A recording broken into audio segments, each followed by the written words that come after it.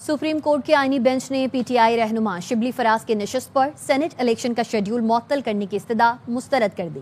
Justice Aminuddin Khan की सरबराही में 5 रुकनी आईनी बेंच ने दरख्वास्त पर समाअत की। आईनी बेंच ने शिबली फराज की अपील पर पेशावर हाई कोर्ट का फैसला भी कलअदम करार देते हुए अपील निपटा दी। अदालत ने रिमार्क्स दिए, सेनेट इलेक्शन में मुदाखलत नहीं करेंगे।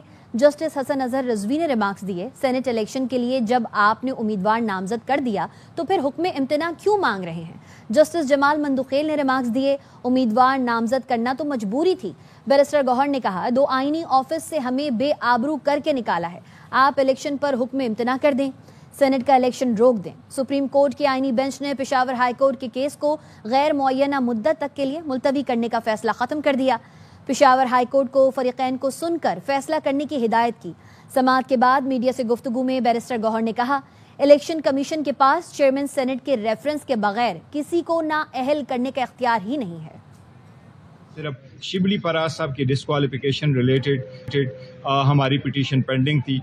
पेशावर हाई कोर्ट में वो पिटीशन हमारी सैनेडाई एडजन हो गई थी, हम उसके खिलाफ सुप्रीम कोर्ट आए थे। आज सुप्रीम कोर्ट ने उस ऑर्डर को सेट असाइड कर दिया है। हाई कोर्ट को दोबारा डायरेक्शन दी है कि सारी पार्टी को सुन के फिर उस पर फैसला कर लें। हमने सेनेट के इलेक्शन के रुकवाने के लिए हमने एप्लीकेशन भी दी थी, आज हमने इस्तदा भी की, लेकिन बेंच की जो ऑब्जर्वेशन थी या बेंच की तरफ से जो डिसाइड हुआ, उन्होंने कहा कि हम मजीद कॉम्प्लिकेशंस में नहीं जाना चाहते हैं। फॉर द टाइम बीइंग हम इलेक्शन को नहीं रोकते। मुझे उम्मीद है इंशाअल्लाह ताला कि हाई कोर्ट में जब हमारा केस चलेगा हमें रिलीफ मिलेगा। शिबली फराज साहब के अलावा पार्टी ने खान साहब के जो हिदायत है उसके मुताबिक हमारे खुरम ज़ीशान साहब है, कल इलेक्शन होंगे इंशाअल्लाह ताला। हम ज़ीशान साहब को फिर कामयाब करवाएं।